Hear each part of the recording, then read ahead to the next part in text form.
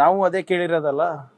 ಇವ್ರಕ್ಕಿಂತ ಮುಂಚೆನೆ ನಾನೇ ಖುದ್ದಾಗಿ ಡೆಲ್ಲಿಗೆ ಹೋಗಿ ಚುನಾವಣೆ ಆಯೋಗಕ್ಕೆ ಸಮಯ ಕೇಳಿದ್ದೆ, ಕೊಟ್ಟಿಲ್ಲ. ಅದಾದಮೇಲೆ ಅಧಿಕೃತವಾಗಿ ನಾವು ನಮ್ಮ ರೀಜನಲ್ ಕಮಿಷನರ್ ಹತ್ರ ಕಳಿಸ್ಕೊಟ್ಟಿದ್ದೀವಿ, ಉತ್ತರ ಬಂದಿಲ್ಲ. ಆದರೆ ವ್ಯತ್ಯಾಸ ನೋಡಿ, BJP JDS ಅವರು ಕೇಳಿದ ತಕ್ಷಣ ಹೇಗೆ ಸ್ಪಂದಿಸ್ತಾರೆ, ನಮ್ಮ ರಾಜ್ಯ ಸರ್ಕಾರ ನೀಡಿದಂಥ ಸಲಹೆಗಳ ಬಗ್ಗೆ ಯಾವ ರೀತಿ ಸ್ಪಂದಿಸ್ತಾರೆ ಅಂತ ಇದರಲ್ಲೇ ಸ್ಪಷ್ಟವಾಗಿ ಗೊತ್ತಾಗುತ್ತೆ.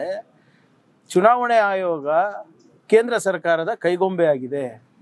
ನೋಡೋಣ ಏನೇನು ಮಾಡ್ತಾರಂತ. ಈಗ ಇದು ಸ್ಟ್ಯಾಂಡರ್ಡ್ ಆಪರೇಟಿಂಗ್ ಪ್ರೊಸೀಜರ್ ರೀ. ನಾನು ಮೊನ್ನೆನೂ ತಮ್ಗೆ ಹೇಳಿದೆ, ವೆಸ್ಟ್ ಬೆಂಗಾಲ್ನಲ್ಲೂ ಕೂಡ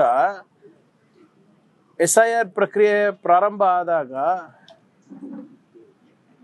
ಪ್ರತಿಭಟನೆ ಮಾಡಿದ್ದು BJPಯವರೇ. BLOಗಳೆಲ್ಲ ಮಮತಾ ಬ್ಯಾನರ್ಜಿ ಅವರ ಕಪಿಮುಷ್ಟಿನಲ್ಲಿದ್ದಾರೆ ಅಂತ ಪ್ರತಿಭಟನೆ ಮಾಡಿದರು, ದೂರು ಕೊಟ್ಟರು. ಅದಾದಮೇಲೆ ಲಾಜಿಕಲ್ ಡಿಸ್ಕ್ರಿಪೆನ್ಸಿ ಅಂತ ಒಂದು ನಿಯಮ ತಂದುಬಿಟ್ಟು ಎಲ್ಲರಿಗೂ ಹೊರಗೆ ಹಾಕೋದು. ಇದೆಲ್ಲ ಸ್ಟ್ಯಾಂಡರ್ಡ್ ಆಪರೇಟಿಂಗ್ ಪ್ರೊಸೀಜರ್. ಅವರು ಹೊಡೆದಂಗೆ ಮಾಡಬೇಕು, ಇವ್ರು ಹತ್ತಂಗೆ ಮಾಡಬೇಕು, ಅಷ್ಟೇ ಇರೋದು ಅದರಲ್ಲಿ. ನೋಡಿ ಇವರೇ, ಅವ್ರು ಇರ್ಬೋದು, ನಾವು ಇರ್ಬೋದು, ಈಗನ ಎಚ್ಚೆತ್ಕೊಳ್ಳಿ. ನಾವು ಇವ್ರೇನು ಹೇಳ್ತಾ ಇರೋದು, ಇವ್ರದ್ದು ನಮ್ಮ BJP JDS ಅವರ ಆರೋಪ ಏನಿದೆ, ಕಾಂಗ್ರೆಸ್ ಅವರು ದುರುಪಯೋಗ ಮಾಡ್ಕೋತಾ ಇದ್ದಾರೆ. ಹೇಗೆ ಅಂತ ಎಲ್ಲೂ ಹೇಳ್ತಾ ಇಲ್ಲ.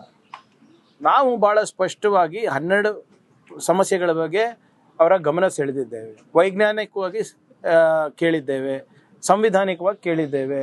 ಪ್ರತಿಯೊಬ್ಬ ನಾಗರಿಕನ ಹಕ್ಕನ್ನು ಕೂಡ ನಾವು ಉಳಿಸ್ಕೋಬೇಕು ಅಂದ್ಬಿಟ್ಟು, ಒಂದು ಪ್ರಾಮಾಣಿಕ ಪ್ರಯತ್ನ ಮಾಡಬೇಕು ಅಂದ್ಬಿಟ್ಟು ನಾವು ಹೇಳಿದ್ದೇವೆ.